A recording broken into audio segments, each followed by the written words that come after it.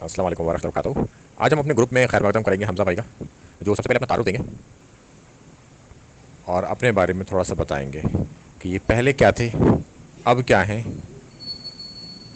اور کس طرف یہ بڑھ رہے ہیں اب۔ جی وعلیکم السلام ورحمۃ اللہ وبرکاتہ۔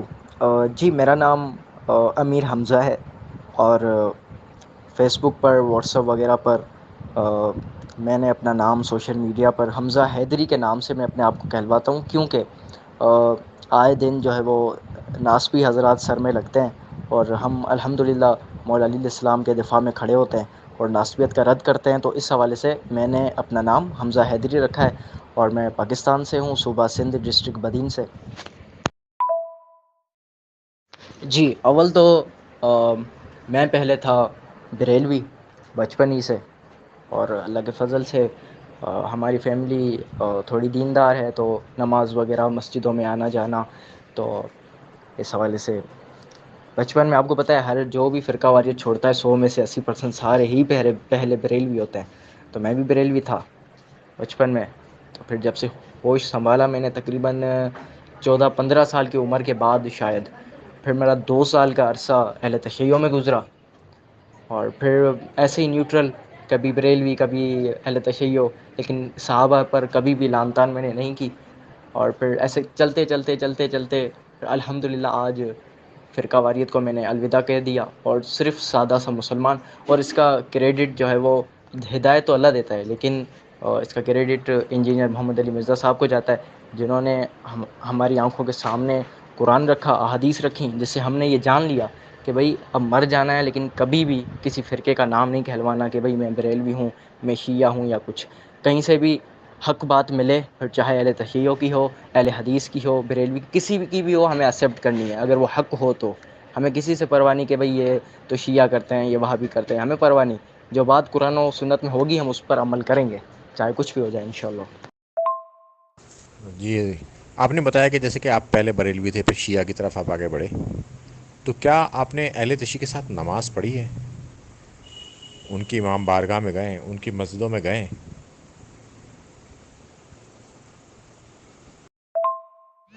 جی نہیں، میں نے پورا ان کا فرقہ نہیں اپنا لیا تھا، یعنی کہ اہل تشیع کے ساتھ اٹھنا بیٹھنا، مجلس وغیرہ پر جانا، اور جلوس وغیرہ پر نکلنا، اور ہاتھ میں وہ پنجہ لیے، لیکن میں نے کبھی بھی جو ہے وہ نہ ہی تو ماتم کیا، اور نہ ہی ان کے ساتھ نماز پڑھی، اور نہ ہی الٹا وضو کیا، ایسا کچھ بھی نہیں تھا۔ جی، تو پھر آپ ان کی مجلسوں میں بیٹھے تھے، تو ان کی مجلسوں میں کس طرح کا ذکر ہوتا تھا، اس کے بارے میں ذرا سا بتائیں۔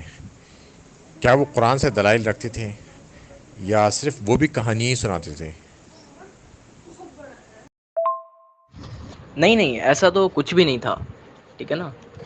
قرآن و حدیث کی تو بات دور کی، جسٹ ایسے ہی کہانیاں، اور آپ کو پتہ ہے کہ اہل تشیع ہیں میرے بھائی، میں ان کی رسپیکٹ کرتا ہوں، مگر صرف لوگوں کے جذبات کے ساتھ کھیلنا اور ایسی بات کرنا جس سے نہ تو قرآن و حدیث سے کوئی تعلق نہیں، صرف جذباتی باتیں کرنا تاکہ لوگوں میں جنون آ جائے اور وہ واہ واہ واہ واہ کرتے رہیں، تو ایسا ہی کچھ تھا۔ اور میرا 2 سال کا عرصہ گزرا، اور میرے جتنے بھی اہل تشیع دوست ہیں، میں ان کو ایک ہی طعنہ دیتا ہوں، میں نے کہا میں نے 2 سال میں نے کوشش کی، ایک مجلس بھی میں نے نہیں چھوڑی، لیکن 5 منٹ بھی کسی بھی عالم نے توحید پر بات نہیں کی، 5 منٹ بھی نہیں۔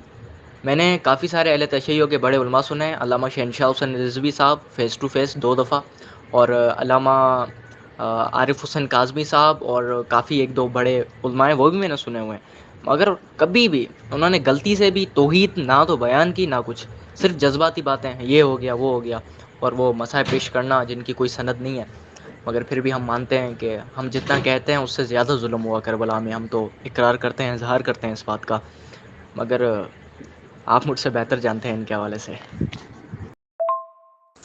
کربلا کے حوالے سے تو زیادہ تر لوگ ان کے بارے میں سب بہتر جانتے ہیں۔ اب میں یہ جاننا چاہتا ہوں کہ آپ نے جب اتنی مجلسیں اٹینڈ کریں تو وہ کیا تبرہ بھی کرتے ہیں؟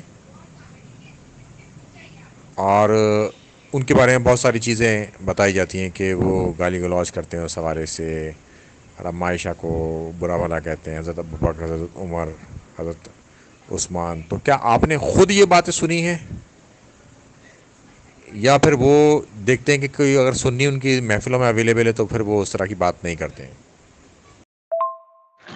جی دیکھیں، جب سے ماشاء اللہ سے پاکستان میں قانون نافذ ہوا اس حوالے سے، تو صحابہ کی گستاخی، پہلے تو یہ آپ کو پتہ ہے نام لے کر لان تان کرتے تھے، برا بھلا کہتے تھے، لیکن اب پولیس اور معاشرے کے ڈر کے حوالے سے اب یہ بالکل چپ ہیں، لیکن باتوں باتوں میں کہہ دیتے ہیں. میں ان کی مجلسوں میں رہا ہوں، دو سال کا عرصہ میں نے گزارا، مگر باتوں باتوں میں ایسی بات کر دیتے میرا دل ٹوٹ جاتا تھا پورا کہ میں یہاں بیٹھوں ہی نہیں. محبت تو تھی خلفائے راشدین سے، ٹھیک ہے نا، محبت تو تھی مجھے، لیکن وہ باتوں باتوں میں ایسی بات کر جاتے تھے جو صرف سمجھدار ہی سمجھ سکتا ہے، عام آدمی نہیں سمجھ سکتا کہ انہوں نے کیا کہا. باقی لان تان کے ایسے تو نہیں ہیں کچھ، مگر باتوں باتوں میں بڑی بات کہہ جانا. اب میں مثال کیسے دوں آپ کو، یعنی کہ ایک میں آپ کو بات بتاتا ہوں. حضرت ابراہیم علیہ السلام کا واقعہ بتا رہے تھے کہ بھائی پرندہ جو تھا، اس کے ٹکڑے ٹکڑے کی، ایک ٹکڑا جو ہے وہ پہاڑ کی ایک چوٹی، دوسرا دوسری چوٹی، تیسرا تیسری چوٹی. تو اللہ کے حکم سے حضرت ابراہیم علیہ السلام نے اس پرندے کو بلایا تو وہ پرندہ آ گیا، ٹھیک ہے نا. اور وہ پھر اس بات کو اس سے لیتے ہیں جنگ میں. اب کہتے ہیں کہ غیرت ہو تو نبی کے بلانے پر پرندے بھی آ جاتے ہیں، اور ویسے کہتے ہیں کہ نبی کے بلانے پر صحابہ نہیں آئے کیونکہ ان میں غیرت نہیں تھی. تو اس طریقے کے گندے گندے الفاظ یوز کرنا جس سے نہ تو کوئی عام آدمی سمجھ سکے، اور اہل علم مجھ جیسا کوئی جاہل بندہ بھی کبھی کبھار سمجھ لیتا ہے، لیکن افسوس بہت ہوتا تھا کہ یار ایسا تو ان کو نہیں کرنا چاہیے. تو آپ نے جو سوال کیا میں اس کا چھوٹا سا جواب دے دوں کہ نام لے کر تو کبھی بھی یہ لانتا نہیں کر سکتے اب، لیکن باتوں باتوں میں کرتے ہیں، 19-20 کرتے ہیں، اور اچھی خاصی. اور حضرت عائشہ کے حوالے سے بھی 19-20 کرتے ہیں، مگر باتوں باتوں میں، جس سے ظاہر نہیں ہو سکتا اور عام آدمی نہیں سمجھ سکتا کہ انہوں نے کیا کہہ دیا اس جملے میں اور کیا کہنا چاہ رہے ہیں. تو یہ تھا سب. اور معذرت میں ایک بات کہنا بھول گیا کہ سارے علماء نہیں، ٹھیک ہے نا، کچھ علماء جو ایسی باتیں کرتے ہیں، ورنہ تو وہ مجلس پڑھ رہے ہوتے ہیں، ساتھ ساتھ کہہ رہے ہوتے ہیں کہ سنی ہمارے بھائی نہیں، سنی ہماری جان ہے، ان کا احترام کیا کریں جب بھی یہ مجلس اعضاء میں آتے ہیں وغیرہ وغیرہ. تو اہل سنت کے حوالے سے وہ احترام بھی کرتے تھے، مگر ان کے جو کچھ علماء ہیں نا، وہ باتوں باتوں میں بہت بڑی بات کہہ جاتے تھے جو کہ عام آدمی نہیں سمجھ سکتا. آپ سمجھ رہے ہوں گے میری بات. جی اب ہم یہ دیکھیں گے اس میں کہ جب آپ نے اپنا فرقہ بریلویت چھوڑی، تو جب آپ نے چھوڑی تھی تو سب سے پہلے آپ نے رفع الدین سے نماز پڑھنا شروع کی، یا پھر آپ نے ناسبیت کو رد کرنا شروع کیا؟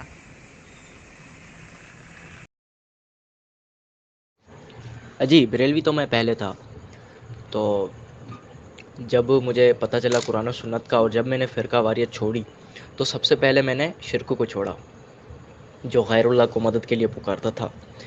تو آپ یقین جانیں، دن میں کافی دفعہ یا علی مدد تو میرے منہ پر ہوتا تھا، اور میں آج بھی شرمندہ ہوں اس بات سے. مولا علی ہمارے سروں کے تاج، لیکن مشکل کشا صرف اللہ کی ذات. تو میں بہت ہی شرمندہ ہوں اس حوالے سے. باقی پہلے تو میں نے شرک کو چھوڑا، یا علی مدد بولنا چھوڑا، اور لوگوں کی اصلاح کرنے کی کوشش کی سوشل میڈیا سے. اور میں نے پھر گروپ بنایا واٹس ایپ پر، اور الحمدللہ آج میرے پاس کچھ گروپس ہیں جس میں کثیر تعداد میں لوگ ایڈ ہیں، اور دعوت و تبلیغ کا کام جتنا ہو سکتا ہے کرتا ہوں. اور باقی بھائیوں کے مدد سے لوگوں کے ذہن میں بس یہی ڈالنا ہے کہ بھائی مجھ جیسا گنہگار بھی اگر سیدھا ہو سکتا ہے، شرک چھوڑ سکتا ہے، تو آپ لوگ کیوں نہیں؟ ٹھیک ہے. اور سب سے پہلے تو میں نے شرک پر کام کیا، اور اس کے بعد ناسبیت پر تو ابھی مجھے تقریباً سال ہوا ہے. ناسبیت کا رد تو میں ابھی کر رہا ہوں، لیکن حضرت معاویہ کو میں پہلے سے جانتا تھا، ٹھیک ہے نا، کیونکہ ڈاکٹر طاہر القادری کے میں کلپ سنتا تھا جب میں بریلوی تھا. تو وہ بھی یہی کہتے تھے کہ بھائی ممبروں سے لان تان ہوتا تھا یہ وہ. تو میرے دل میں پہلے سے ہی گن تھی ان کے لیے، یار ایسے کیسے. پھر آگے پتہ چلا تو یہ سب. تو پہلے میں نے کام جو ہے وہ شرک پر کیا کہ لوگوں کو پتہ چلے کہ بھائی یہ سب کچھ غلط ہے، مدد صرف اللہ کرتا ہے. اور ناسبیت کو تو وہ ابھی سے تقریباً 1 سال ہوا ہے کہ میں رد کرنے کی کوشش کرتا ہوں پورے طریقے سے. جی ماشاء اللہ. تو شرک کو کے خلاف جو دعوت آپ نے اوپنلی بریلویوں میں دے دینی شروع کر دی تھی، یا پھر چھپ چھپ کے دیا کرتے تھے؟ اور جب آپ دیا کرتے تھے تو ان کا کیا ریئیکشن ہوتا تھا؟ حضرت معاویہ کے حوالے سے میرے دل میں ویسے بھی کافی سارے خیالات اور سوالات تھے. تو اس کی بنا پر مجھے اہل تشیع جو بھائی تھے نا، جب میں اہل تشیع میں آیا تھا 1-2 منتھ ہوا تھا، تو سارے مجھے سپورٹ کرتے تھے کہ کسی طریقے سے یہ کٹر شیعہ ہو جائے، مسئلہ فدق کے حوالے سے ریفرنس دے رہے ہوتے تھے، یہ وہ کہ ظلم ہوا، یہ ہو گیا وہ ہو گیا. تو جب بات حضرت معاویہ کی آئی تب میں رضی اللہ تعالیٰ عنہ لگاتا تھا ساتھ، ابھی تو نہیں لگاتا الحمدللہ. تو پھر وہ مجھے علی بھائی کے کلپ بھیجتے تھے کہ بھئی یہ دیکھو اہل سنت کا عالم دین ہے، اور کتابیں دیکھو تمہاری ہیں، یہ ان کتابوں سے دکھا رہا ہے کہ انہوں نے مولا علیہ السلام کے ساتھ کیا کیا. پھر انجینئر کو میں نے پہلی دفعہ سنا، میں نے کہا یہ کون سا لڑکا ہے. تو پھر دیکھتے دیکھتے پہلے میں یوٹیوب پر سرچ یہی کرتا تھا، انجینئر محمد علی مرزا اباؤٹ معاویہ، ٹھیک ہے نا. تو ایسے دیکھتے دیکھتے میں نے کہا ہر بات قرآن و سنت سے ریفرنس دے کر رہا ہے، تو اس کی باقی کلپس میں سن کر دیکھوں. تو آہستہ آہستہ پھر یا علی مدد کہنا شرک انہوں نے بتایا، اور جب مجھے پورے طریقے سے پتہ چل گیا نا کہ نماز کا طریقہ رفع الیدین سے ہے، تو دوسرا سال ہے الحمدللہ. جیسے ہی مجھے پتہ چلا میں نے فوراً رفع الیدین سے نماز پڑھی. آپ نے سوال کیا اس لیے میں وائس کر رہا ہوں. اور میرے ابو بڑے پریشان ہوئے، انہوں نے مجھے ڈانٹا کہ تجھے کیا ہو گیا ہے، کبھی کون سا فرقہ، کبھی کوئی سا، تجھے ہو کیا گیا ہے. تو مجھے کافی تنقید کا سامنا کرنا پڑا، لیکن وہ شخص کا مومن نہیں ہو سکتا جب تک رسول اللہ صلی اللہ علیہ وسلم اس کے ماں باپ سے بھی زیادہ عزیز نہ ہو. تو مجھے تو اللہ کے رسول ہے، اس کی سنت ہے، ماں باپ تو بعد میں آتے ہیں. تو پھر میں نے رفع الیدین سے نماز پڑھی. پھر ابو کہہ رہے تھے کہ تو نے بےزتی کروائی ہے میری، اب نماز گھر میں ہی پڑھنا. لیکن آہستہ آہستہ چل چل کے اب ابو بھی سمجھ گئے، اور میں رفع الیدین سے نماز پڑھتا ہوں الحمدللہ. آج تقریباً 2 سال ہو چکے ہوں گے رفع الیدین کے ساتھ میں نماز پڑھتا ہوں الحمدللہ. جی پہلے تو face book per I D میری جو تھی تو کسی کام کی نہیں تھی، ایسے ہی فوٹو اپلوڈ کرنا وغیرہ. تو میں نے کہا کہ اب کسی بھی طریقے سے بس لوگوں تک بات پہنچے. تو اب دیکھیں نا، پیغمبروں کا سلسلہ تو ختم ہو چکا ہے، اب یہ ہماری ڈیوٹی ہے دوسروں تک حق بات پہنچانا. تو پھر میں نے ٹھان لی، اور پھر علی بھائی کے اسٹوڈنٹ مجھے ملتے گئے فیس بک پر، اور کافی سارے ہو گئے، اور واٹس ایپ گروپ وغیرہ. تو آہستہ آہستہ دعوت و تبلیغ کا کام کیا. اور پھر اس کے بعد جی بالکل ان کے سامنے ہم کوئی قرآن کی آیت رکھتے ہیں تو کہتے ہیں کہ آپ کو پتہ ہے نا کہ پھر کیا اپنے بزرگوں کے نام لیتے ہیں تو کیا ان کو قرآن نہیں آتا، تو ان سے زیادہ جانتا ہے، ایسی باتیں.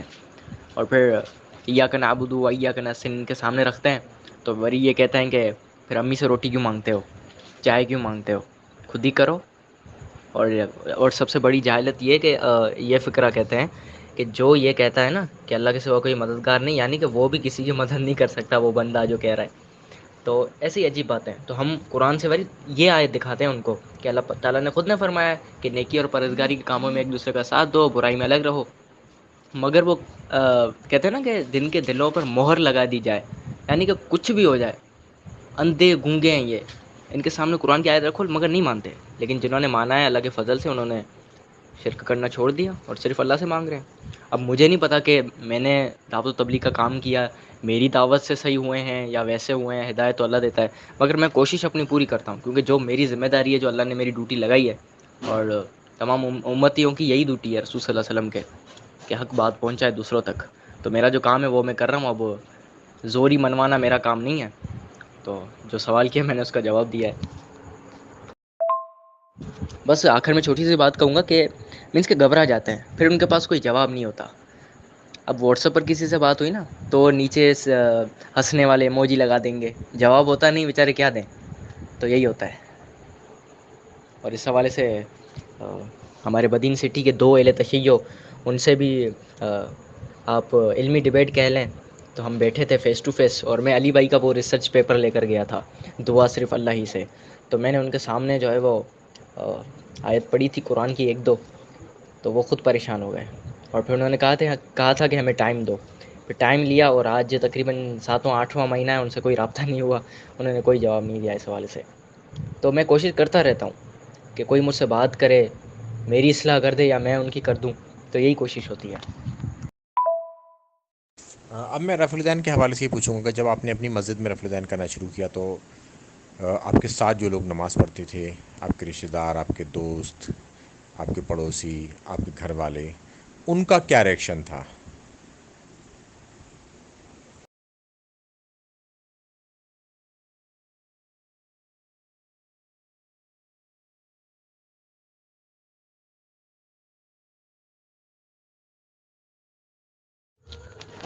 جی ایک قسم کا ظلم تھا اور انصاف نہیں تھا. اب دیکھیں نا، اب کدھر مولا علی اور اہل بیت علیہ السلام، اور کہاں وہ لوگ جو فتح مکہ پر مسلمان ہوئے، یعنی کہ مولا علی علیہ السلام کے نالے میں جو مٹی لگی ہوتی ہے ان کے برابر بھی نہیں، اور ان کی مجال کہ میرے مولا کے سامنے تلوار لے کر کھڑے ہو جائیں، اور اتنا بڑا ظلم۔ اور بس سوشل میڈیا پر تو ہم دیکھتے ہیں دن میں 10 پوسٹیں کرتے ہیں اہل حدیث، اور صرف معاویہ، صرف معاویہ، صرف معاویہ، صرف ان کے فضائل۔ میں خود پریشان ہو جاتا ہوں، یار اتنے فضائل ہیں کیا اس بندے کے؟ اور اور آپ کو بھی پتہ ہے، ٹھیک ہے نا، کہ بخاری 2812 یہ ایک ایسی حدیث ہے جس سے دل میں جو شک شبہ ہوتا ہے وہ بھی دور ہو جاتا ہے کہ وہ باغی تھے۔ بس کوئی بھی ناسبی ہو، اگر وہ معاویہ بن ابی سفیان کو باغی سمجھتا ہے، خطا کار سمجھتا ہے مولا علیہ السلام کا مقابلے، تو بس کوئی جھگڑا نہیں، اس سے کوئی اختلاف نہیں، جبکہ وہ باغی بھی مان رہا ہے حضرت معاویہ کو، اور خطا کار بھی مان رہا ہے کہ ہاں بھائی غلطی کر دی مولا علی سے جنگ کر کے، تو کوئی مسئلہ نہیں۔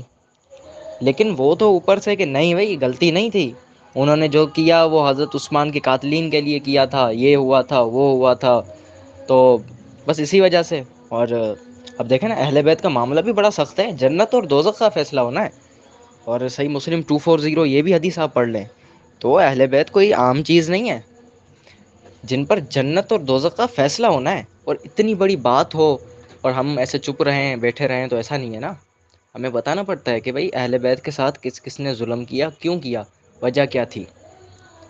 اور قاتل نے عثمان سے جو ہے وہ بدلہ لینا تھا، یہ وہ، جب خود کی حکومت آئی ہے تو پوچھا بھی نہیں۔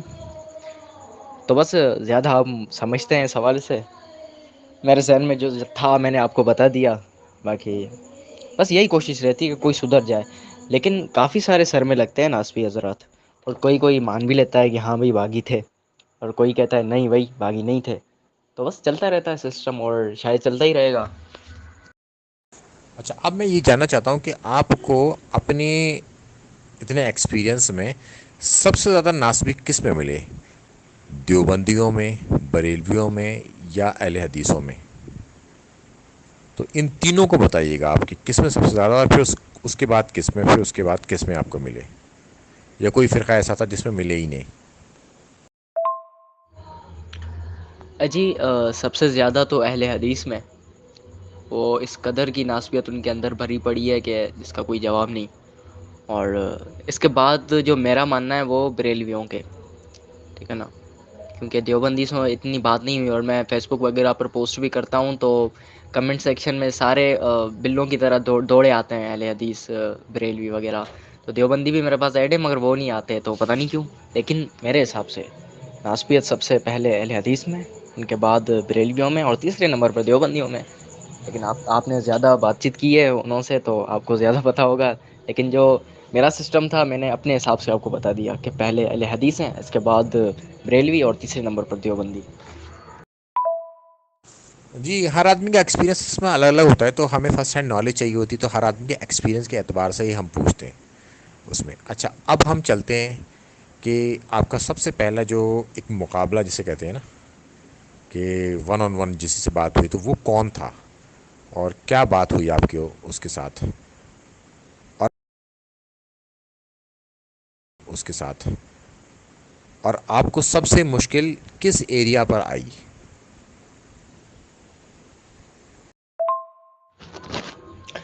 جی سب سے پہلے تو شاید ایک اہل حدیث تھا، لیکن وہ بھی شاید ان کا واٹس ایپ ختم ہو گیا، پتہ نہیں کیا، وہ کہیں غائب ہو گئے، یعنی کہ پھر ان کے بعد انہوں نے کبھی بھی رپلائی نہیں کیا، تو مینس کے بات شروع ہی ابھی ہوئی تھی، اور اللہ رحم کرے پتہ نہیں کیا ہوا کہ وہ پھر غائب ہو گئے پورے۔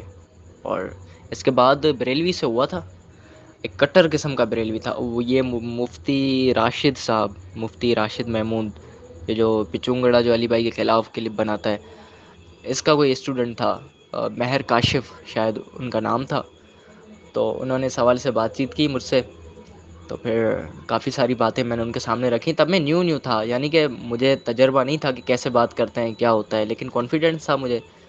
تو پھر میری غلطی سب سے بڑی یہ تھی کہ میں بخاری مسلم کے علاوہ باقی کتب میں چلا گیا، اور پھر انہوں نے میرے سامنے سند لا دی کہ بھئی اس کی سند یہ فلاں راوی جھوٹا ہے، فلاں راوی ضعیف ہے، تو پھر میں نے غلطی کر دی بڑی، بخاری مسلم کے علاوہ میں باقی کتب میں چلا گیا، تو اس کے بعد پھر مناظرہ، یعنی کہ علمی ڈیبیٹ کہہ لیں، میں تو اتنا قائل نہیں ہوں کہ مناظرہ وغیرہ کر سکوں. تو علمی ڈبیٹ جو تھی ہماری وہ رک گئی تھی، اور پھر اس کے بعد جو ہے وہ دوبارہ سے شروع ہوئی. پھر وہ بخاری کے نسخوں کے حوالے سے آ گئے کہ بھائی یہ ہے وہ ہے، تو اس کا بھی ہم نے جواب دیا. وہ میں نے لنک لگائی تھی، آپ نے ہی مجھے لنک بھیجی تھی، تو میں نے ان کو شیئر کی تھی اور اس میں واضح طریقے سے انہوں نے سمجھایا تھا. اور پھر اس کے بعد پھر انہوں نے کوئی جواب نہیں دیا. پھر رفع الیدین کے حوالے سے پھر میں نے ان کو کہا تھا کہ وہ بات کرنی ہے آپ سے رفع الیدین کے حوالے سے. بریلوی تھا کٹر، تو کہہ رہا تھا کہ ہاں ٹھیک ہے. تو ٹائم میں نے لیا تھا لیکن وہ آئے نہیں. باقی اہل حدیث آتے رہتے ہیں. اور سب سے مشکل، اب جو آپ نے کوশ্چن کیا کہ سب سے مشکل مرحلہ یہ تھا مناظرے کے وقت، تو وہ جب میں نے آپ کو بلایا تھا، آپ کو بھی یاد ہوگا کہ انہوں نے ایک زبردست سوال سامنے رکھا تھا کہ معاویہ بن ابی سفیان باغی تھے تو رسول صلی اللہ علیہ وسلم نے یہ کیوں فرمایا کہ عنقریب فتنہ اور اختلاف ہوگا، اگر تم ایسا سین دیکھو تو اپنی تلواریں توڑ دینا، پہاڑوں پر چڑھ جانا، یعنی کہ جنگ میں شرکت نہیں کرنا. تو پھر جیسا کہ مجھ سے ہائے بات ہو گئی، پھر میں نے آپ کو بلایا، پھر ہم نے جو گروپ بنایا تھا، اور پھر وہ ثابت نہیں کر سکے. ہم نے 3 دن انتظار کیا تھا ان کا کہ کوئی دلیل لے آئیں، لیکن انہوں نے نیوٹرل رہنے والی حدیث جنگوں کے معاملے میں انہوں نے صفین پر ثابت نہیں کی 3 دن سے. تو سب سے مشکل مرحلہ یہی تھا، اس کے بعد کوئی بھی نہیں. اور آتے رہتے ہیں، اس کے بعد بھی میں نے 2-3 جنوں سے بات کی ہے، تو وہ بھی فرار ہو چکے ہیں لیکن بات نہیں کر پاتے. میں نے بہت کچھ سیکھا اس حوالے سے، کافی کچھ کہ کس طریقے سے بات کرتے ہیں، کس طریقے سے نہیں. اور بس یہ میں نے ایک فارمولا بنا لیا ہے کہ بھئی قرآن اور بخاری مسلم، نہ تو یہ ان کا انکار کر سکتے ہیں اور نہ ہی بھاگ سکتے ہیں. قرآن اور بخاری مسلم، کوئی بھی بات ہوگی قرآن اور بخاری مسلم سے ہی کرنی پڑے گی، اور بخاری مسلم سے ہی کرنی پڑے گی. اور ویسے بھی جنگ صفین آپ دیکھ لیں یا جمل دیکھ لیں، وہی مینس کہ کلیئر ہو جاتی ہے بخاری مسلم پر اور قرآن پر، اور یہ بھاگ بھی نہیں سکتے کہیں اور. تو کافی ساری احادیث ہیں بخاری مسلم میں اور قرآن میں جو فتویٰ ہے، جو کہ مسلمانوں کا کوئی گروہ باغی ہو جائے تو اسے قتل کر دو. تو بس میں نے فارمولا بنا لیا کہ کچھ بھی ہو جائے، اب کسی سے بھی بات ہوگی، پھر چاہے دیوبندی ہو، بریلوی ہو، کوئی بھی ہو، لیکن بات قرآن اور بخاری مسلم سے آگے نہیں بڑھے گی. میں کوئی بھی ریفرنس بخاری مسلم کے علاوہ نہیں دوں گا، کیونکہ کافی دفعہ میں نے غلطی کی ہے اور اس کا انجام بھی میں نے بھگتا ہے. اور ڈاکٹر صاحب آپ نے یہ ٹاپک ناسبیت کا اٹھایا ہے، تو کچھ میرے بھائی وہ پرسنل پر میسج کر رہے ہیں مجھے ناسبیت کے حوالے سے، تو میں انہیں جواب نہیں دے رہا، تو یہ میری وائس سن رہے ہوں گے. دیکھیے جس کی درد ہوگا وہ تو دیکھیے باہر آئے گا. اب جو ناسبی ہوگا وہ خود بخود کھڑا ہو جائے گا، کیونکہ ناسبی نصب کرے گا اور نصب کرنے والا سامنے آ جائے گا. تو یہ میں آپ کو بتاؤں ایک ایکچوئل بات، یہ ناسبی کوئی نہیں ہے، یہ 100% اس میں خوارج ہیں جو ناسبیت کا لبادہ اوڑے ہوئے اہل سنت کی صفوں میں گھسے ہوئے ہیں. میں نے کافی ایکسپیرینس کیا اس حوالے سے، یہ خوارج ہے. اور یہ دجال سے جا ملیں گے اور پریشان کبھی نہیں ہونا، چونکہ خوارج کا جو فتنہ ہے نا یہ ختم نہیں ہوگا. خوارج قیامت تک لگاتار نکلتے رہیں گے، تو لہٰذا یہ لوگ نکلتے ہی رہیں گے اور دجال سے جا ملیں گے، اور وہاں لڑائی کا اینڈ ہوگا امام مہدی کے ساتھ جب عیسیٰ علیہ السلام آ جائیں گے. تو اس سے پہلے یہ ختم نہیں ہونے کی یہ بات ہے. ہاں ان کو کمزور کر دیں گے ہم علمی طریقے سے.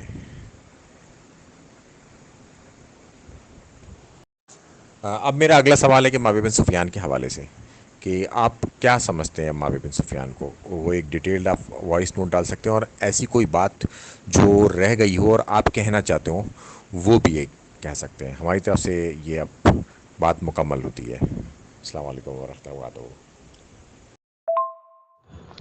جی جی بالکل ایسا ہی ہے، اور آپ نے مجھے پہلے بھی یہ بات سمجھائی تھی، اور میں جان گیا تھا کہ یہ کس قسم کے انسان ہے. اور اس قدر حضرت معاویہ کی محبت میں پاگل ہو چکے ہیں اور اہل بیت کے بغض میں، کہ کہیں میں نے وائس بھی سنی تھی جس میں ایک ناسبی کہہ رہا تھا کہ حضرت معاویہ اور یزید نبی علیہ السلام اور مولا علی علیہ السلام سے نعوذ باللہ افضل ہیں. اب حالت دیکھیں آپ ان کی. تو بس یہ ٹاپک نہیں ہمارا، مزید میں اس حوالے سے بات نہیں کرنا چاہتا کہ یہ کس قسم کے انسان ہیں. بس اللہ پاک ان کو ہدایت دے. جی پہلے تو میرا موقف بڑا ہی سخت تھا ان حوالے سے، کافی سخت تھا. تقریباً 2-2.5 سال پہلے لیکن جیسے جیسے کافی کچھ چیزیں سیکھنے کو ملیں، تو پھر میں نے یہ ارادہ کر لیا کہ بھئی صاحب یہ رسول ہے، بس یہی بات ہمیں روکتی ہے لعن طعن سے اور گالم گلوچ سے، کہ بھئی صاحب یہ رسول ہے، اور وہ رسول صلی اللہ علیہ وسلم کی حدیث کے مردے کو گالی مت دو، وہ اپنے انجام تک جا پہنچا، ٹھیک ہے۔ اور کافی کچھ سیکھا میں نے، اور جیسا کہ دعوت و تبلیغ کا کام کرتے ہیں، تو اگر ہم لعن طعن یا گالم گلوچ کریں گے تو دعوت ہماری بالکل بھی نہیں چلے گی، جو کسی کے مقدر میں ہدایت ہوگی نا تو وہ بھی نہیں ہوگی پھر، وہ تو کہیں گے یار یہ تو نام ہی احترام سے نہیں لے رہا۔ اب دیکھیں نا علی بھائی، ان کا دماغ دیکھیں آپ، ماشاء اللہ سے وہ حضرت معاویہ رضی اللہ تعالیٰ عنہ کہتے ہیں۔ اب وہ صرف معاویہ کہتے ہیں نا تو ان کا کلپ اس حوالے سے کوئی نہیں سنتا، حضرت معاویہ رضی اللہ تعالیٰ عنہ کہتے ہیں، تبھی اہل حدیث کافی سنتے ہیں اور ریورٹ ہوئے ہیں کہ ہاں بھائی یہ خطائیں تھیں ان کی۔ اور میں آپ میرے سینئر ہیں، لیکن میں پھر بھی میں ایک بات کہوں گا کہ پہلے میری عادت تھی جب میں نیو دعوت و تبلیغ کے کام میں آیا تھا اور علی بھائی کا اسٹوڈنٹ تھا، ابھی بھی ہوں الحمدللہ، تو میں نے علی بھائی کی ڈی پی لگانا، پروفائل، کور فوٹو وغیرہ پوسٹ کرنا علی بھائی کے حوالے سے، تو پھر نا میری دعوت پہ اثر پڑنے لگا۔ اب مثال کی بات ہے، اگر کوئی میری پوسٹ یا کوئی میری لمبی سی تحریر پڑھنا چاہے گا تو اگر پروفائل پر دیکھے گا نا کہ انجینئر کی تصویر ہے تو فوراً ہٹا دے گا، ارے یار یہ تو انجینئر کا آدمی ہے، ہٹاؤ ہٹاؤ۔ تو آپ ناراض نہ ہو تو میں آپ کو بھی ایک مشورہ دوں گا کہ ماشاء اللہ سے آپ کا یوٹیوب چینل ہے، زبردست طریقے سے آپ دعوت و تبلیغ کا کام کر رہے ہیں، مگر خدا را علی بھائی کی پک ہٹا دیں، کیونکہ اگر کسی کو ویڈیو دیکھنی بھی ہوگی نا تو اگر علی بھائی کی تصویر نہیں ہوگی تو دیکھے گا، انجینئر کو دیکھے گا نا وہ تو پہلے ہی جلتے ہیں، تو وہ فوراً بیک کر دے گا کہ بھئی یہ نہیں دیکھنی۔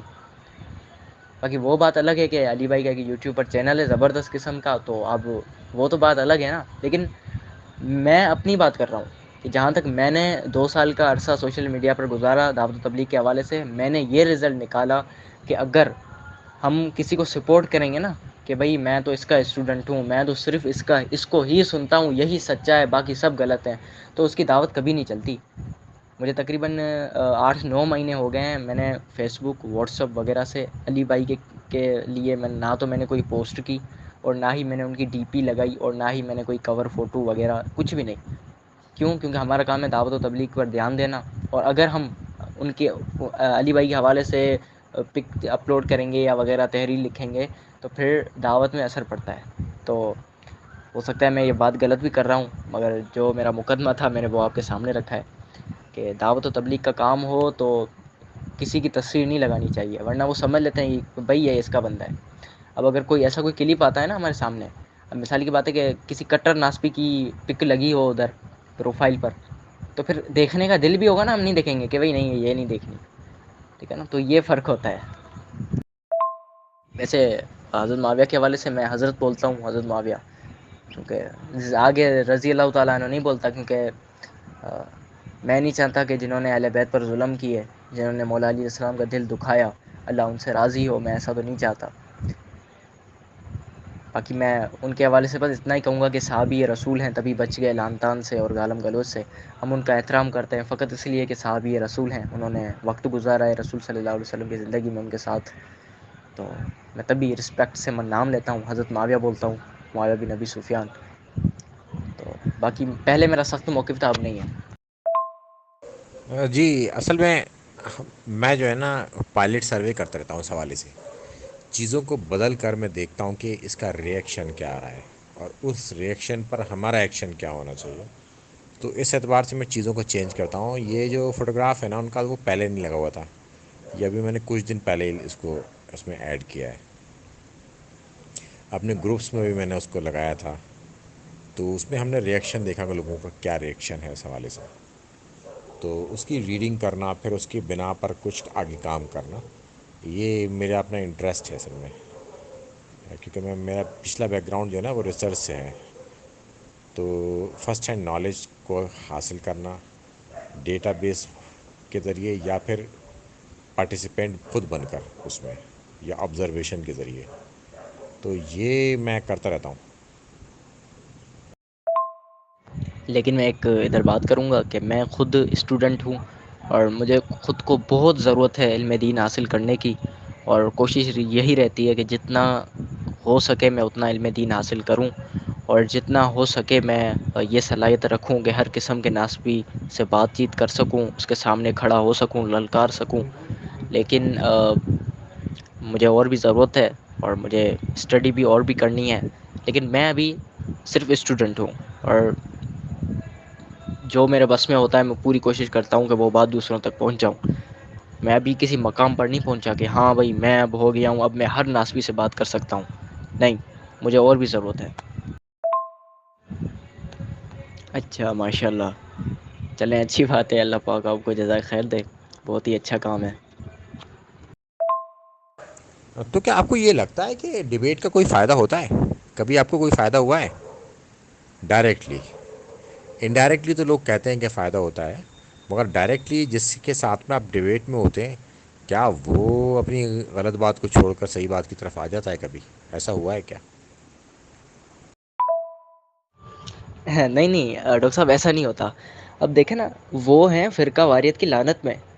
اب جو کسی فرقے کو فیور کرتا ہوگا نا، اب کسی فرقے کے دفاع کے لیے آیا ہے، تو وہ کبھی بھی حق بات قبول نہیں کرے گا. اب ہم ہیں نا نیوٹرل بندے، ہمارا کسی بھی فرقے سے کوئی تعلق نہیں. تو اب اگر کوئی حق بات ہوگی تو ہم قبول کریں گے، پھر چاہے اہل حدیث کے حق میں صحیح ہو یا اہل تشیع ہو. کہ ہمارا کام ہے حق بات کو قبول کرنا.